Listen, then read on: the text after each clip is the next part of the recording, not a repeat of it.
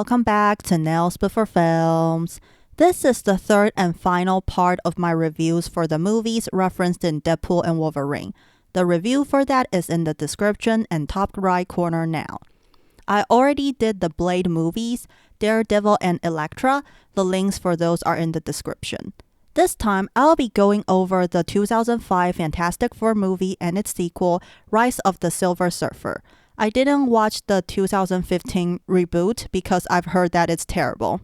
Again, I'm not terribly familiar with Fantastic Four comics.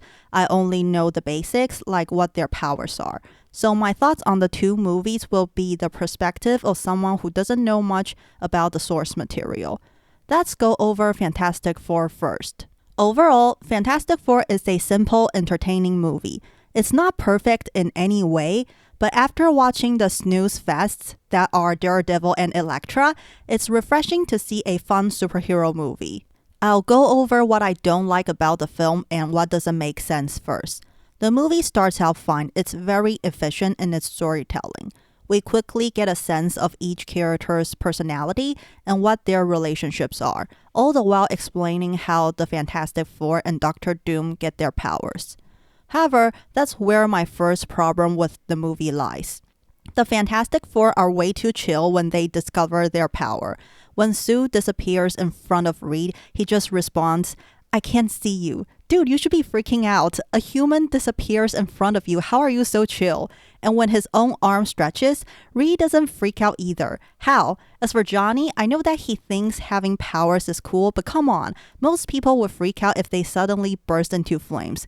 And how does the nurse suspect nothing? A man was on fire, then his clothes magically disappeared, and he melted way too much snow than humanly possible. How is getting it on with him your first thought? As a nurse, shouldn't you be worried about his condition or check if he's burned? Lastly, after Ben transforms into the Thing, his first thought is to go back to his fiancée. Why? Shouldn't you figure out what happened to you first? What if it's contagious? You could hurt your fiancé for crying out loud.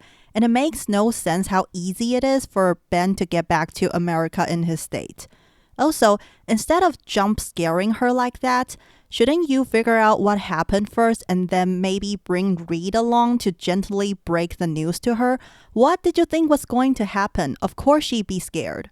That being said, Ben's fiancée is not a very good person. After Ben saves the firefighters on the bridge and most people see him as a hero, her reaction is to break off the engagement.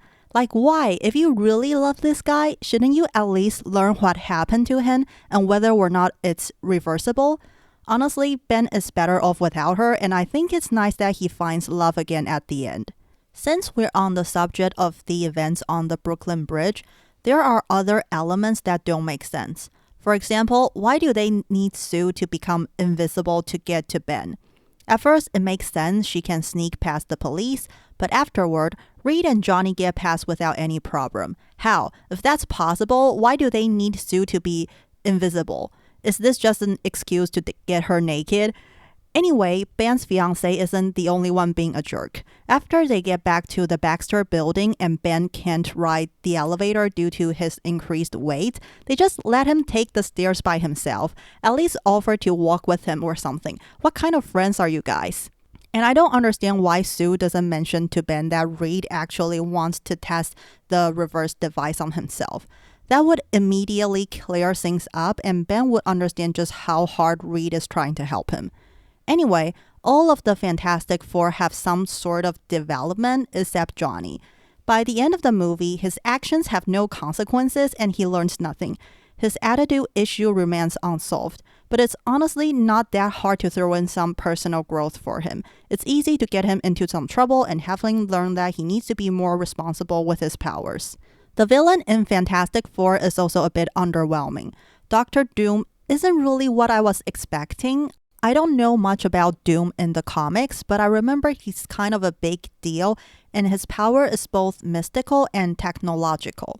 But Doctor Doom in the movie is just an egotistical CEO who blames Reed for the failure of his company. His relationship with Sue is also confusing. He proposes to her when they're in space, which suggests that they're involved. But later, Sue says that there's nothing between them. So did Doom just propose to someone who wasn't even his girlfriend? That seems weird. Anyway, if I don't know anything about Doom, I'd say at least the movie version gets the job done. For a superhero origin movie, it makes sense for the stakes to be lower, so I understand why they toned down Doom's power and excluded the mystical elements. I do like certain aspects of his character, like how manipulative he is, and he does use his brain along with his power. I also think the way he's defeated is pretty smart. Solidifying him ties in nicely with the opening scene of Vic's statue. However, sending Vic back to his home country is stupid. The guy is a criminal. Shouldn't you keep him locked up in some place secure? Despite the many problems I just mentioned, I very much enjoyed watching Fantastic Four. It's just a fun, simple movie that even people who know nothing about the Fantastic Four can enjoy. The special effects are a bit iffy at times, like Reed's stretchiness, but it's mostly done well. As I mentioned before, the movie is pretty efficient in its storytelling. For a superhero team movie, each character is well balanced and no one feels like they're just an extra. Although some scenes, namely the ones with Johnny, feel a bit excessive and could have been used for character development, the whole movie is well paced and I was never bored when watching. I do like the team dynamic of the Fantastic Four, and I actually don't find the romance in this movie annoying. The movie gives away just enough about Reed and Sue for the audience to understand their relationship and feel happy for them when they get back together in the end. Fantastic Four is by no means a sophisticated movie, but the story is fun and mostly makes sense. The characters are likable and the visuals and actions are entertaining. Next, we have Fantastic Four: Rise of the Silver Surfer, which more or less feels the same as the first movie, but in a good way. It's still simple and fun, but it does try to do things differently. Same as Fantastic Four, there are things in Rise of the Silver Surfer that I don't like or don't make sense. Let's go over those first. The beginning of the movie mainly focuses on how the Fantastic Four have become celebrities and how there's a media circus around Reed and Sue's wedding. I'm not a big fan of this aspect of the movie because it's pretty boring. It makes sense that the Fantastic Four are not used to their new celebrity status, but it's just so cliche and not what I want to see in a superhero movie. I'm not saying that part is excessive. It could be interesting to see how they navigate their new status and how this affects their relationship, but it goes on for way too long. I feel like a third of the movie is about this, which is annoying. After the whole deal about the wedding, the Fantastic Four learns about the Silver Surfer, a being from outer space that causes planetary destruction. To stop him, they have to team up with the military and Doctor Doom, who has been awakened and turned back to normal by the Silver Surfer. I have several problems with this. First of all, the military guy is stupid. Why would you rather trust a known criminal than a group of superheroes? I get that he doesn't trust the Fantastic Four, especially after how unprofessional they were in London. And I think it's pretty hilarious when he shouts, "What the heck is wrong with you people?" when the four fights on the chopper. However, that doesn't mean Doctor Doom is more trustworthy. The guy is a criminal. Why would you let him near something as powerful as the Surfer's Board? It's so stupid. And why doesn't Sue warn the others about Doom? She saw him working on something suspicious. Why not tell the others about it so that they'll be more careful around Vic? That would save them a lot of trouble. Well, she didn't, and surprise, surprise, Doctor Doom steals the board, and I actually don't know what he wants to do. He just wants power, I guess.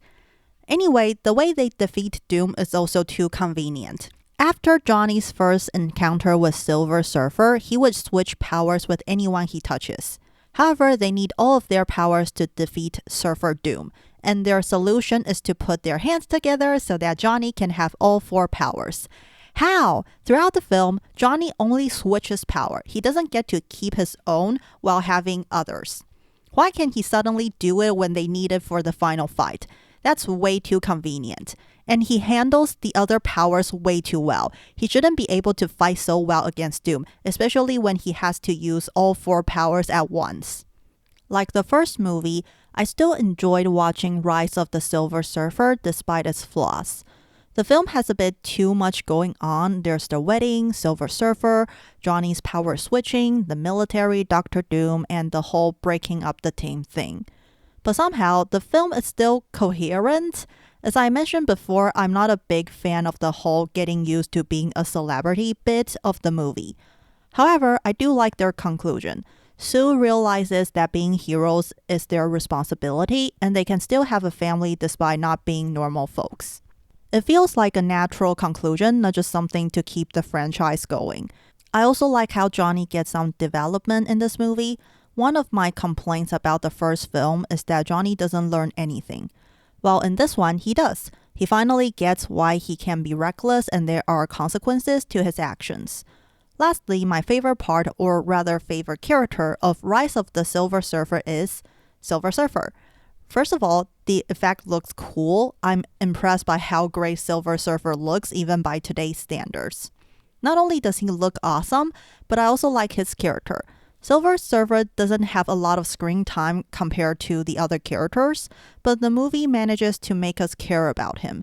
You can understand why he serves Galactus, and his redemption feels natural too. It's bittersweet how he sacrifices himself in the end. However, I would say it's weird how a godlike cosmic entity can be killed by his servant, who only has a very small fraction of his power. I also don't like how Silver Surfer lives in the end. It takes away the emotional impact of his death. But at least there are no sequels, so it doesn't matter that much. That's basically my thoughts on Fantastic Four and Rise of the Silver Surfer. They're flawed but fun movies to watch. I've heard that the MCU will reboot the Fantastic Four films again, but I'm not really excited about it because of MCU's recent records. And getting Pedro Pascal to play Mr. Fantastic is a bit weird. He doesn't really look the part, but it could be good. Who knows? I'm done with superhero movies for now. My last 8 videos, including this one, have all been about comic adaptations. I'm pretty tired after watching almost 20 superhero movies, so I'll be doing something else next time. Maybe I'll do the Alien franchise since Romulus seems to be doing well right now. Anyway, hope you guys like my review and nails. I think this set is decent. This one is supposed to be Invisible Woman's force field effect. I don't know if it's recognizable. Let me know in the comments. This is obviously Mr. Fantastic, this is The Thing, and this is Human Torch. Some of these look like regular nail art. It's fun to do less geeky nails sometimes. As always, like, subscribe, hit that notification bell, comment, share, do what you want. Follow me on other social media if you like. Links are in the description. Keep nailing it and flame on, people!